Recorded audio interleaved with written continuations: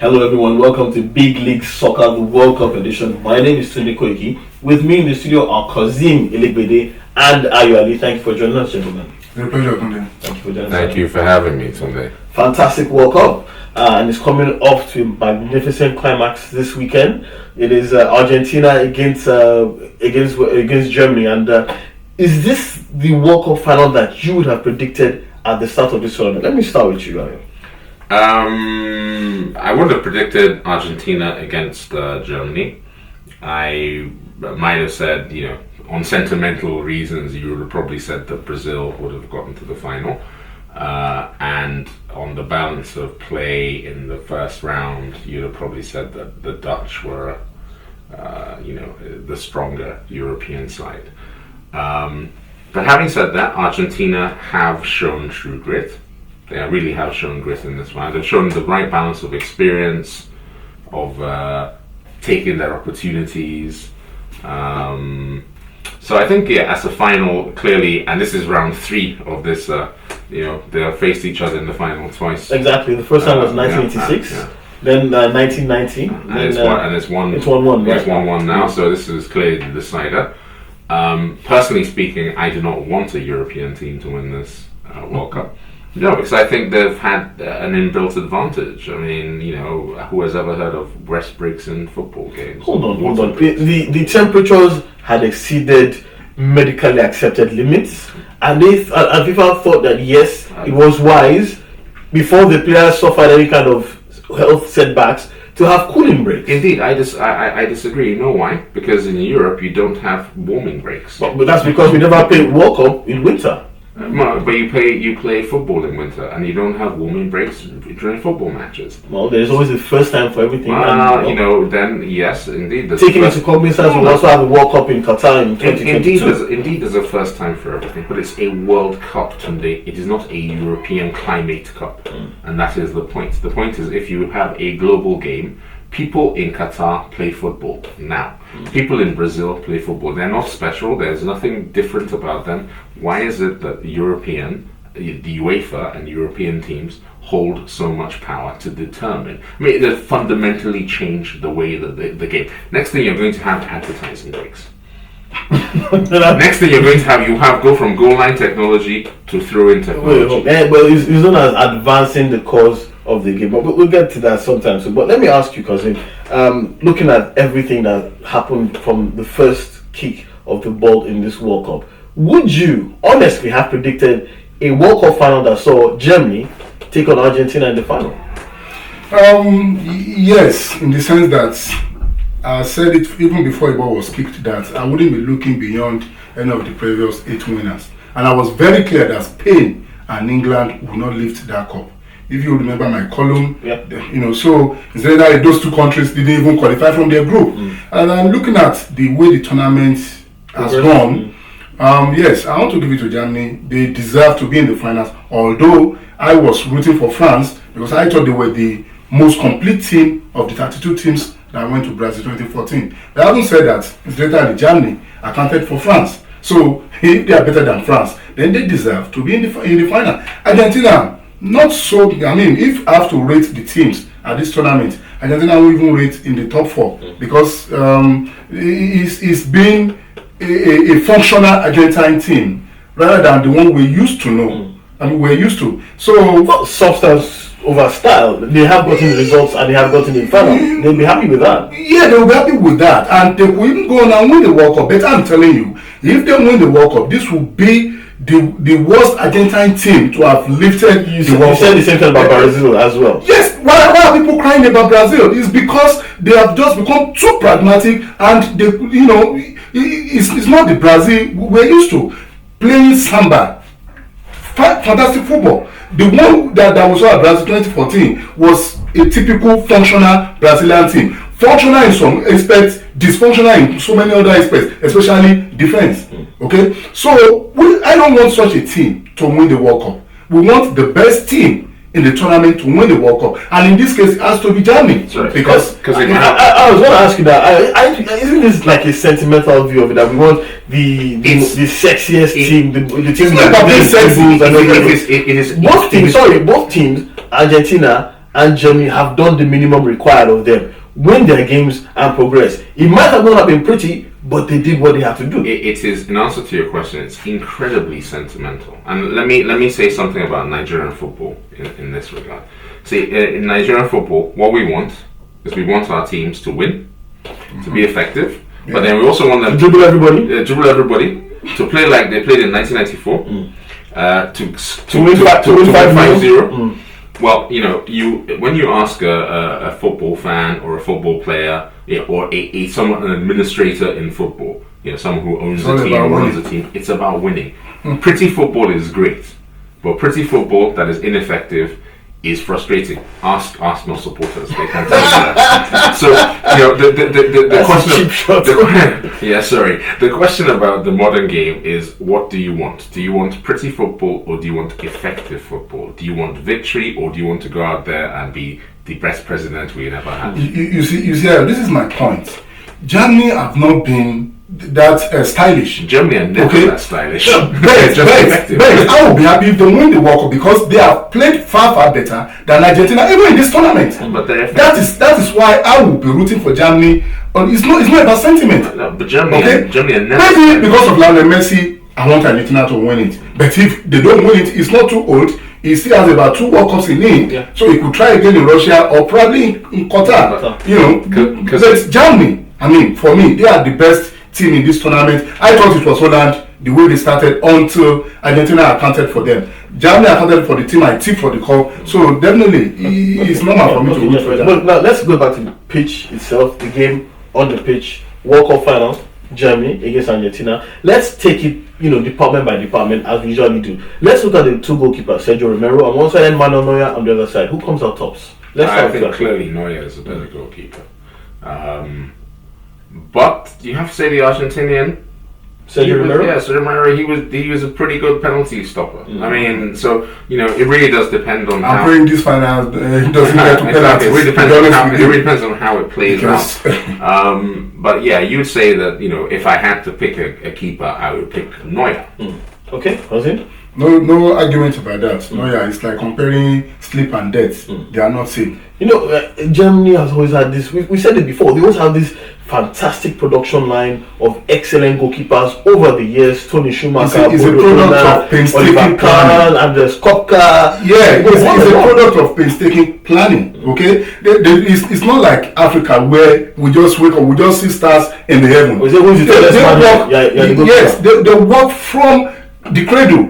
Okay, and you walk through the system until you get to the senior national team. If you are that good, and many of their youth players, that we have in the national team, but everybody in the national team will have gone through the youth system. I think the Germans, unlike us in Africa we tend to think that prayer is a legitimate football. It's a legitimate tactic in football. The Germans, tactical. What the Germans have proven time and again, and it's just to get back to this segues into the last point we were discussing. It isn't pretty. Their style has never been pretty, but it's effective. And that's why, to look at some of the stats, and the stats don't lie.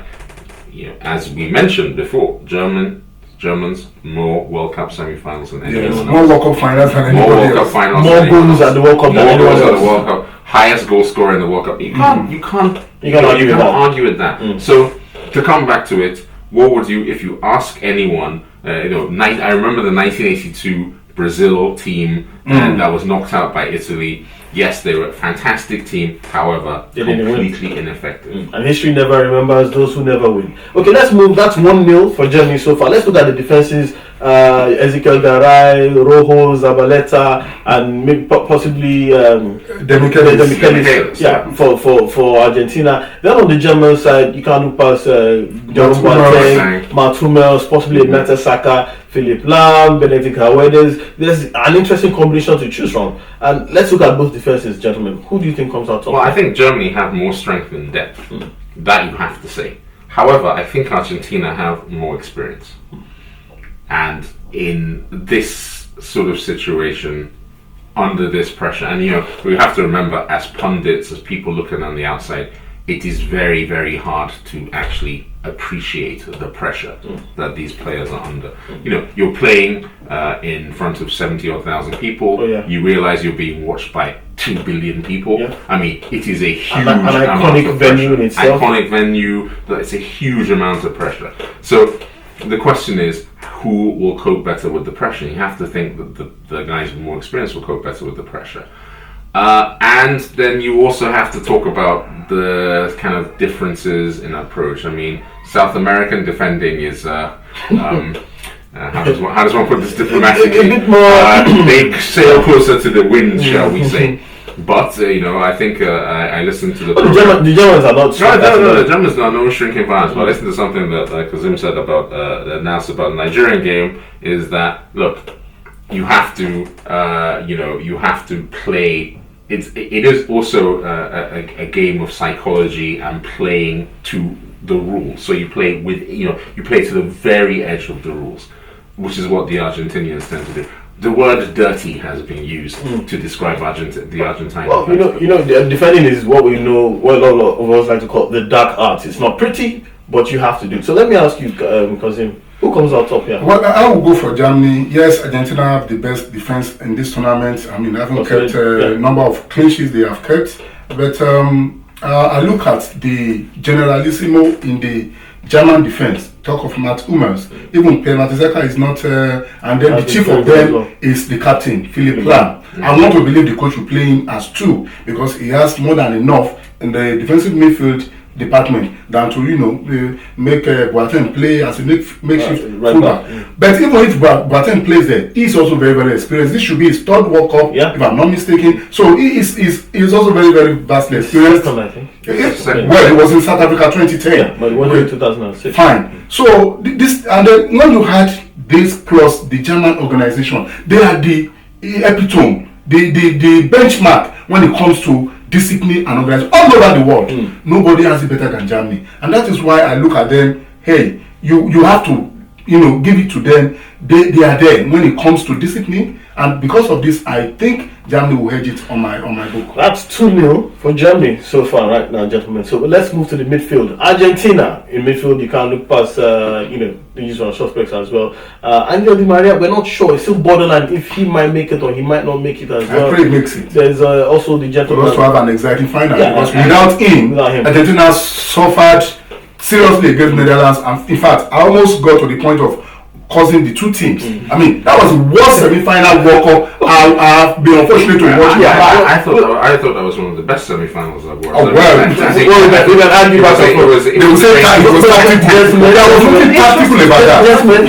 Let's keep it. We saw 2 teams who doesn't even want to make mistakes. They were happy to go to penalties. Yeah, let's keep to the script here. We're looking at the midfields of both teams. Germany have plenty of strength there. Sami Khedira, Bastian Schweinsteiger, Mesut Ozil. For Argentina, we don't know whether we should put Messi in as a midfielder. Maybe we should. He's been playing as a midfielder as well.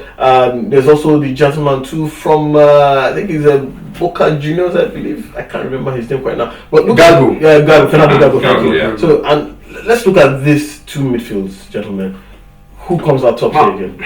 I think if you put Lionel Messi in any midfield, it's going to come out top. The Germans are efficient.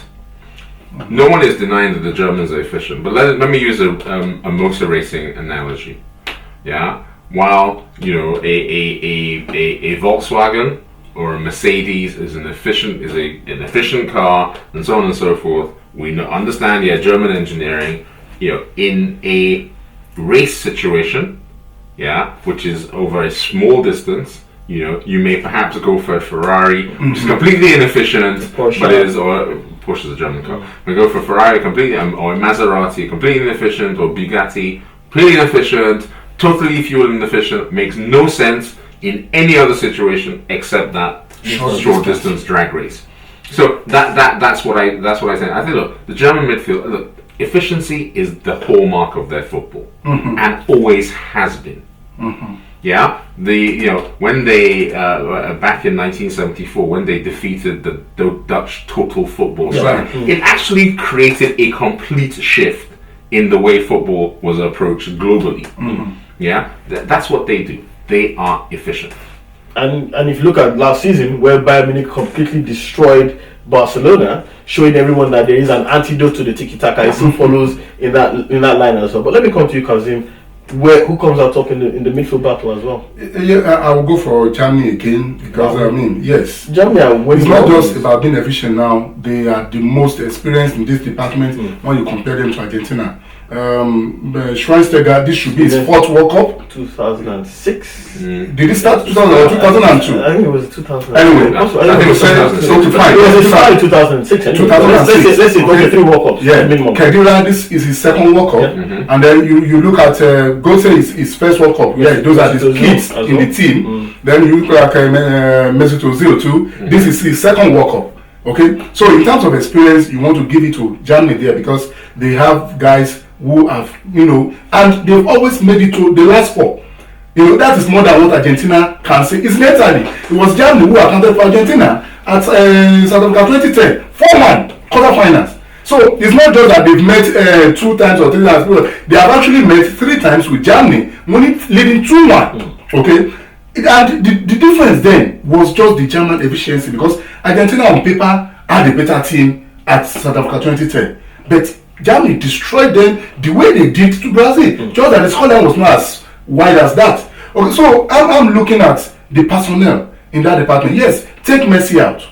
Messi, an extraordinary player. But even at this World Cup, the world has shown us that Messi could be stopped. Switzerland did it. Before the match, Otmar Hitzfeld said they had his antidote, and it was a passenger until that final pass assist that he made. Okay, against the Dutch, hey, Messi was a passenger for 120 minutes. And if Switzerland, if little Netherlands could do it, I expect Germany to overdo it because it's always been their forte. Well, I think you should be a little consistent because you can't say that experience doesn't matter in defense while it matters in. No, I'm not saying it doesn't matter. That's what I'm saying. Just a second. So either experience matters or it doesn't matter. It does. I think the Argentinians have the most experienced defense. More experienced defense between if you compare the teams, and so you can't say that experience matters on the one hand. No, this is what I'm saying. In as much as I don't agree that Argentina have more experience than Germany in the defensive department, but let me even consider that. What I'm saying is the organization they have, the discipline they have, will more than make up for the so-called shortcomings in terms of experience. And that is more than what you can say for Argentina. I mean, look at. I'm just saying you should be consistent. That's what I'm saying. I'm not. No. I'm just saying be consistent. Fine. We agree here that experience matters, but there are other factors. Okay, let's consistently move on and go to the attack now. Where I mean, it's obviously a very clear-cut case between Gonzalo Higuain on one side and Thomas Muller, who is turning out to be a goal-scoring legend himself, and Sergio Aguero, if he makes it to the pitch as well. For Germany, and their false 9, and there's also Miroslav Klose as well, leading scorer in the history of the FIFA World Cup as well. Andre Schürrle, who can also come in and change the game. So, gentlemen, I'll go with Argentina there because I mean. You can't take anything away. Going on his day. Messi still in the mix as well. Yes, will score plenty of goals for you. But he's only scored 2. Aguero, the problem with Aguero at this World Cup actually started December last year. Injury upon injury, being rushed back and getting injured again, and that is what he's doing at the World Cup. So but this is the final. If they need to put him on drugs or whatever, just to painkillers, just to have the last push.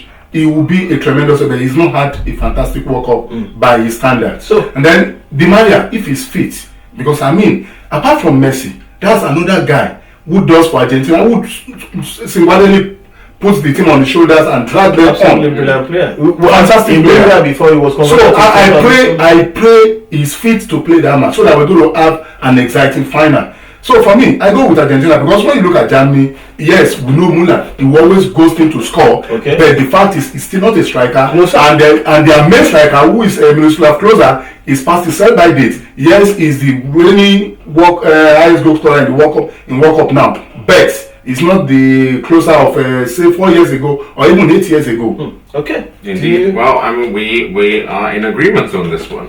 I think that the combination of Higuain, Aguero, possibly, and Messi and Di Maria, is a combination that will give any defense nightmares. You think that- including the experienced German one. You think that combination will be too much for a closer top scorer in the history of the World Cup, Thomas Muller, who is getting there as well as I think you himself, have to look at- Andrea Scholler, who has also scored 2-3 I goals think in you this World have, you Cup. have as to well. look at who Miroslav Klose scored all his goals against. Number one, yeah. So the majority, you have to. I mean, I don't know. He scored one against Brazil. Well, he scored one against, yeah, he scored one against Brazil, but then there's another what? How many? It's 15, 16, or whatever. It is. So you have to look at the who he scored the goals against. And remember, we're talking about a game of 90 minutes. So within 90 minutes, yeah, that's what we're speaking about. All history, forget all history means nothing. Frankly, all stats mean nothing. What you're dealing with is who is better prepared on the day, and you have to say that and that's why I say it comes down to experience. Argentina, the oldest, on average, the oldest side in the World Cup. They have dealt with this experience. If you look at their players, yes, They've never experienced World Cup final. Well, they've never experienced None of World them. Cup final. Not even But semi-final. They've never experienced a World Not Cup. That Copa possibly America explains final. why they couldn't beat Holland in the semi-finals. It's Holland because is- they've never been there. Holland The is last great. time Argentina were in the last four was 1990. Holland are a great side. Don't get me wrong. Of course. Holland are a great side, but I have to say that the way that they played that game, I found that game fascinating. I found that game a real fascinating Contrast of contrast of styles, and actually a real fascinating contrast of tactics from both coaches. And yes, they were being cautious. You don't get to a World Cup final and go, yes, let's push 10 minutes. Well, when you remember the fact that the hosts and one of the favorites was obliterated with a 7-1 just 24 hours later. I mean, for doing what? For pushing more people forward So in a gentlemen, reckless now manner. after everything has been said and done, we had 3 for Germany and 1 for Argentina. So is this indicative of the scoreline we'll see? Is it a 3-1 bench, the technical bench. Yeah. Sorry. Let's talk about the coaches as well. Alejandro Sabella on one side for Argentina and Joachim Löw. I go with Germany there straight away. I mean, Joachim Löw was Klinsmann's assistant when they got knocked out in the semi-finals 2006. He led the team himself. There was another semi-final exit in 2010. So he's got the experience. Now he's in the final. The man just reminds me of Beckenbauer when he took over the German team 1986. He was a losing finalist. 4 years later, he won it. Yes, this man has been to 3 World. This is his 3rd World Cup, whether as head coach or as an assistant. So he's massively experienced. But of course, and we saw how he been inexperienced compared to 2 Brazilian coaches who won the World Cup, and he destroyed them. And that is the ingenuity of the man. Because I mean, it was the work of the coach, and this is one thing the Europeans have over the rest of the world. When Netherlands defeated Spain in the opening game, Van Persie quickly said that it was Van Gaal. I mean, because you have thinkers, you have people who are highly cerebral, strategists. This is why they are different from us. And you may have all the skills in the world. so much money if to you do that. don't think, if you don't have thinkers, if you are not disciplined, you're not going to get anywhere. And that is why Africa today we keep failing or falling at the quarterfinals at best. So looking at the bench, I will go for the German bench. On this one, on one point we agree. And the point that we agree on is that a UEFA A coaching license, which is what Joachim Löw has, gives you a distinct advantage when it comes to devising and forming tactics. However, that Argentinian is a wily old fox. Alejandro Sabella. He's a wily old fox. I think it's a team that nobody gave too much of. He's a wily old fox. So and what the Argentinians do have is a lot of experience in playing in Brazil.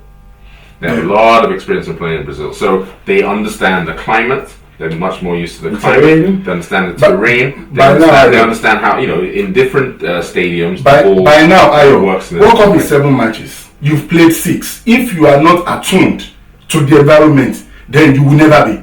Okay, so all this talk about being in the continent and all that, and again, the World Cup is going to happen in the evening. With all respect, I disagree with you. The reason I disagree with you is that if a country has been playing against another country for the last, I don't know, how long have we been? Last 70, let's 80 years. Let's say 5 years. Yeah. 30 years. You see, human body scientifically, you need just 2 weeks to adapt to any environment. Wow. 2 weeks. World Cup is a month. Then you should say. You spent more than a month in Brazil. Then you By should, now you can't be talking about that. No, with no respect, then they should not be taking water breaks. Okay. Only one match of 60 to 64. Only one match out of 64. Okay, gentlemen. I don't know what you have against water breaks, and I'm not going to debate that with you, Ayo. But the issue is, after 63 games, having played 6 games in Brazil. 62 games. 62 games. Having played 6 games in Brazil, Germany will come out and say they are yet to acclimatize. Besides, the match is kicking off in the evening Brazil time. Okay, so which suits the Germans. Okay, back to the play. You've given Joachim Löw the edge. What about you? Look, like I said that where we agree is that technically, because of the training that he has gone through, and Nigerian football, please listen to this, training.